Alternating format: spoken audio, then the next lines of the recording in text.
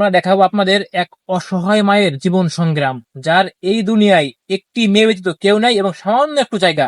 আমরা চাচ্ছি তার জন্য কিছু করার। চলুন দেখি আমরা তাদের জীবন কাহিনী। এবারই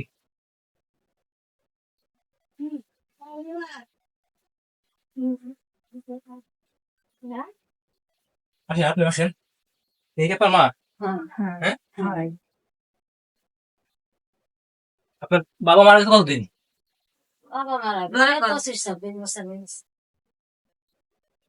আপনি কি একাই থাকেন এখানে? আপনি কি একাই থাকেন?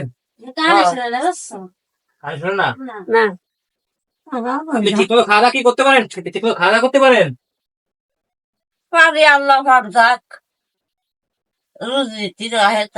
তাই আমি আপনারে প্রত্যেক মাসে এসে এসে আপনার একটা মাসের বাজার করে দিয়ে যাবো, যেহেতু আপনার কেউ নাই, আপনার ছেলে নাই, স্বামী নাই। না এমন তোমাকে ইমান আর উপর আল্লাহ যদি না, আমি আপনার এই গ্রামেরই সন্তান। আমি তো চিনি নেব না। আপনি আমার চেনেন না, কিন্তু আমরা আপনারা চিনি। আর আমরা জানিও যে আপনি অনেক অসহায়। তা আপনি এই প্রায় 15 দিনের বাজার করে দিয়েছি, প্রায় মানে আপনার 15 দিন। এখানে তেল থেকে শুরু করে আপনার সাবান, সুটা, তেল, জিরা, চাউল, কাঁচা বাজার, ডিম, হ্যাঁ, আপনার এ টু জেড সবকিছু আছে একেবারে একদম।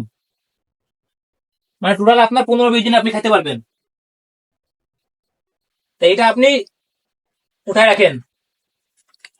আল্লাহ রহমত করলে একভাবে না একভাবে আপনার তেল থেকে শুরু করে টোটাল একদম যা লাগে আপনার খাইতে, সাবান সুটা সবই আছে। এটা চাউল, ডাউল, আটা, চিনি সবই আছে। এর মধ্যে আবার চিনিও আছে, চিনি, ডাউল সবই আছে ভিতরে। আল্লাহ আপনি এটা উঠায় রাখেন। আর যদি কোনো সমস্যা হয় কোনো সময়, তাহলে আপনি আমাকে একটা ফোন দিয়েন। ফোন নাম্বার দিয়েছে? ফোন নাম্বার আমি আমার দিয়ে দেবানি, আপনি আমার ফোন দিয়ে আমি আমার এসে আপনাকে দিয়ে দেবানি, ঠিক আছে? আসলে ইনি একজন অনেক অসহায় মানুষ। এনার স্বামীও নেই, একটা মানে ছেলে সন্তানও নেই, ইনার শুধু একটা মেয়ে। ঠিক আছে, তাহলে আপনি এগুলো উঠান। হ্যাঁ,